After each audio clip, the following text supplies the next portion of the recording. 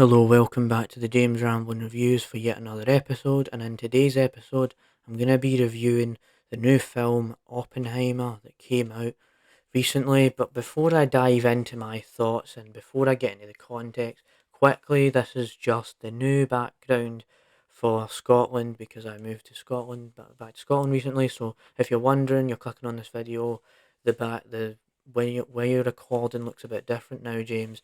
That's why. So we won't spend any more time on that. So just to give you a bit of context, right? I'm somebody who's known Christopher Nolan for his Dark Knight trilogy and Inception because Christopher Nolan is the director of Oppenheimer. So Oppenheimer, right, I'll give you a quick rundown of what this movie's about. So pretty much this movie is to do with this guy called Oppenheimer who created the atomic bomb, and it was this whole historical event that transpired.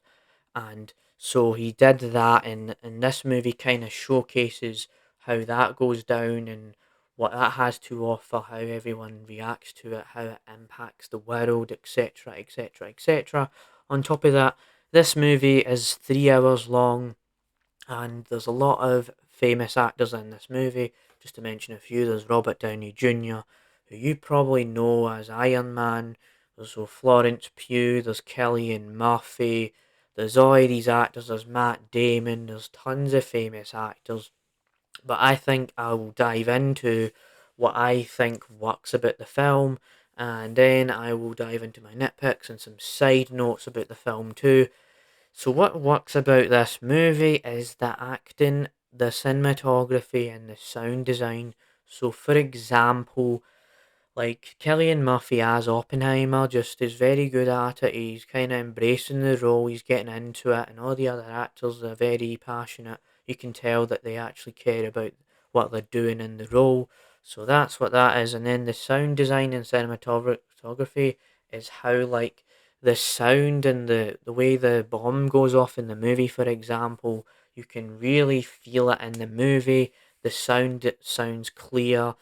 So once we get into that, right, actually, there's a one point in the movie where I actually jumped a bit, my skin jumped a bit because of the bomb. So you get that, right, where the bomb sounds like, and it scares you a bit, right?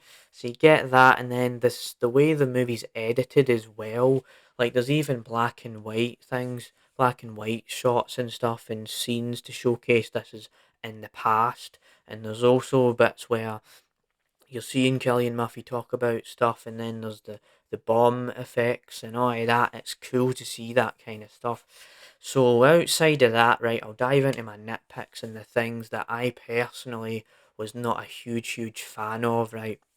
Especially, right, personally, I think that the pacing is the biggest flaw of the movie, right? Because, for example, I'm watching this movie. I'm an hour in, and I'm like, okay, all right, this movie's not really dragging on too much. But then after that, like at the 2 hour mark, I think I started to feel the pace, and I checked my phone once, and then I checked my phone again at like 40 minutes later. So it's not like if you're somebody who doesn't really like 3 hour long movies, I personally don't think this movie is for you personally. Like if you like short, quick 90-minute films, then this movie probably isn't for you.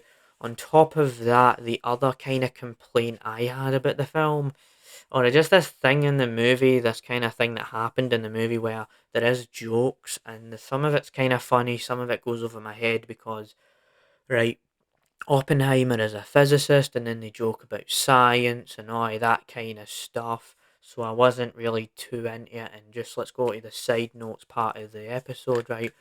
So some of the side notes I have about this movie is the fact that my sister Laura and her boyfriend liked this movie. They really did enjoy it. They thought the pacing was long. It was pretty long, right? And my sister Laura actually understood the science jokes. And this is another side note, right? This was actually my first Scottish cinema experience in a while. I remember going to Cineworld, but this wasn't Cineworld. So other than that, right, you get all that stuff. I'd give this movie like an 8 out of 10.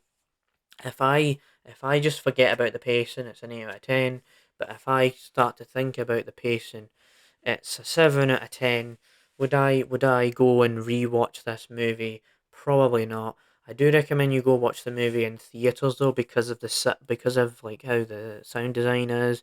It just feels like it's one of those films built for the cinema.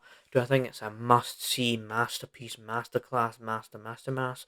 Absolutely not. Right, it's definitely not like on the levels of Mission Impossible 7 for me. Still enjoyed it, and you can enjoy it too. Or maybe, just maybe, you could watch Barbie and Oppenheimer, because I'm hearing that there's people watching Barbie and Oppenheimer because the two films came out at the same time. Don't know if we're going to be reviewing Barbie though. So, other than that, right, hope you enjoyed this review. No Barbie review coming, sadly. We won't be doing the Barbenheimer. But yeah, bye, bye, bye, bye, bye.